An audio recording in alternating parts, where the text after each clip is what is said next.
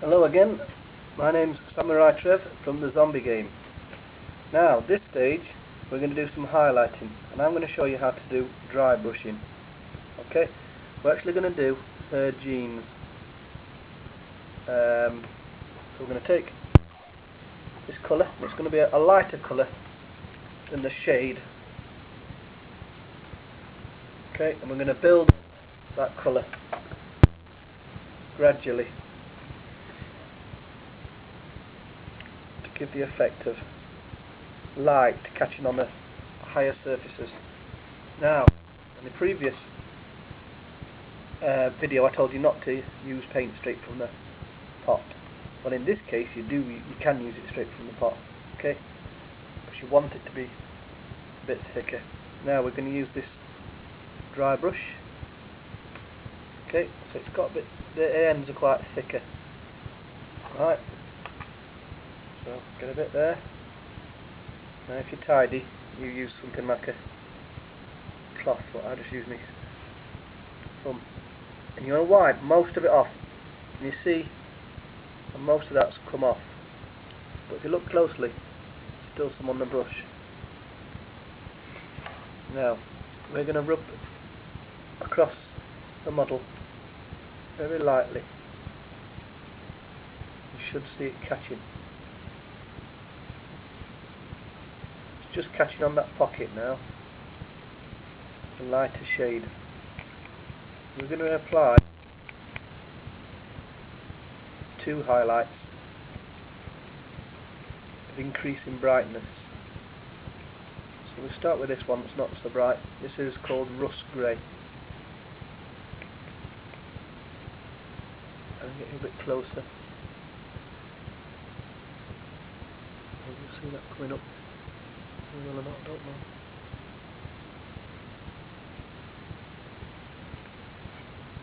I'm going to go all the way around the model doing this. Most of this video is going to be me painting my thumb, unfortunately.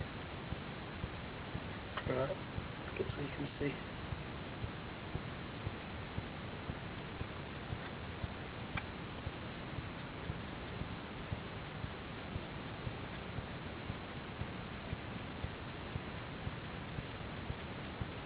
Now there's another way could have done this, and that's called layering, where you just get a paintbrush and you paint the layers on to the highlight.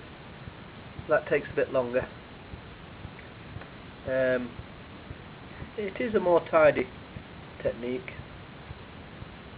but this saves you a lot of time, and it is a good technique. It's not necessarily a lazy technique. If done right, it's a good technique to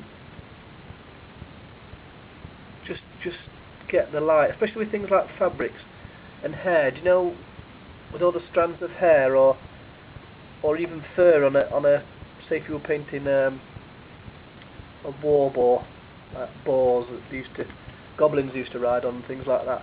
Anything with like loads of fur on, or Lord of the Rings wargs.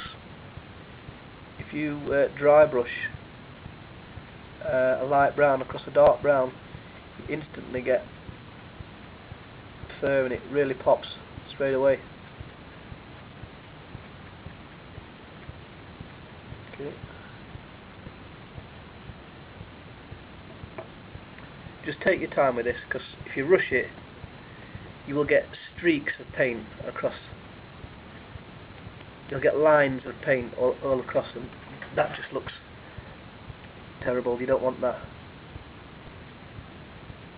It's just, it goes on sort of dry, hence the name Drybrush.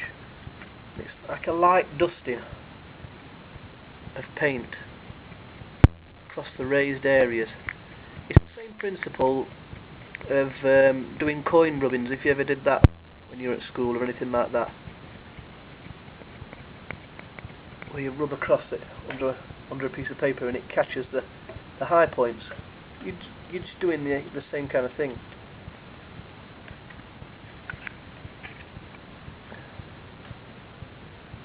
Now, lots of creases here at the back. That's all good. And that's the make of a good model, that they go to the trouble of giving you things to work with like this, putting the creases in fabrics. Just detail, the more detail the better. I mean, these are plastic models.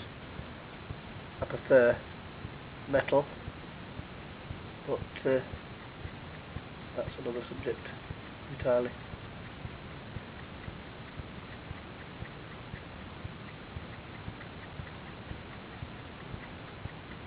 So just keep going over and over and over.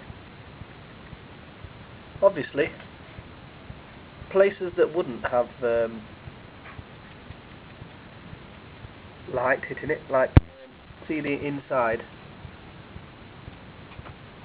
right on the inside of the legs, not much light going to catch there, so don't bother highlighting it, just leave it.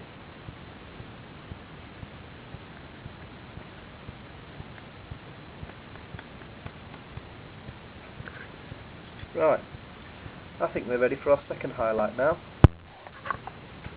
Let's close that up.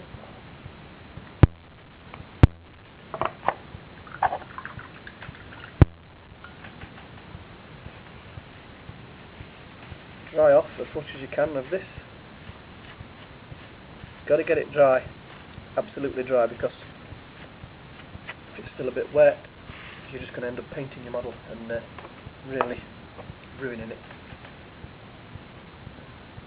Okay, let's try the next one. This is called Fenrisian Grey. I've never used this paint before. A lot of these paints, the Games Workshop's new range, and I've never used a lot of them before.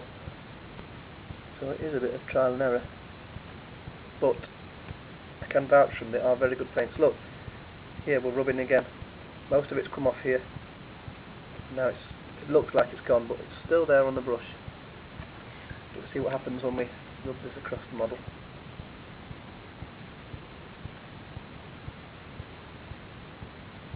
Straight away. It's catching the high points on the model, which is what we want.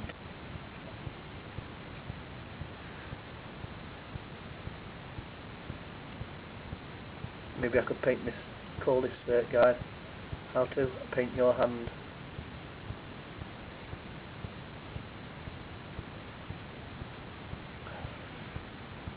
Basically, we're wanting to go for faded denim.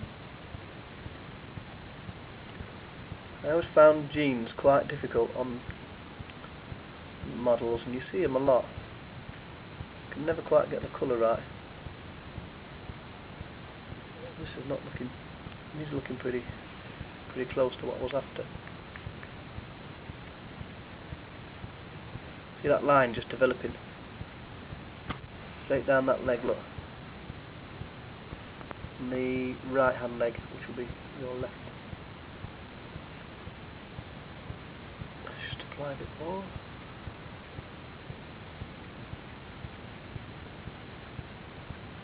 Another thing to remember is know when to stop.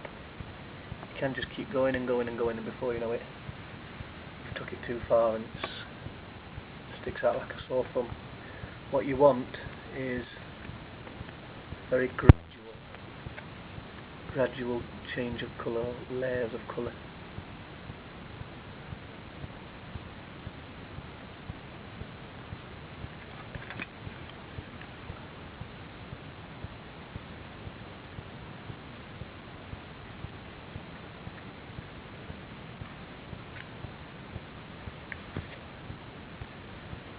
See, in between the kneecap there, I'm not going to paint in there, because at the back of the knee, because light wouldn't have gone in there.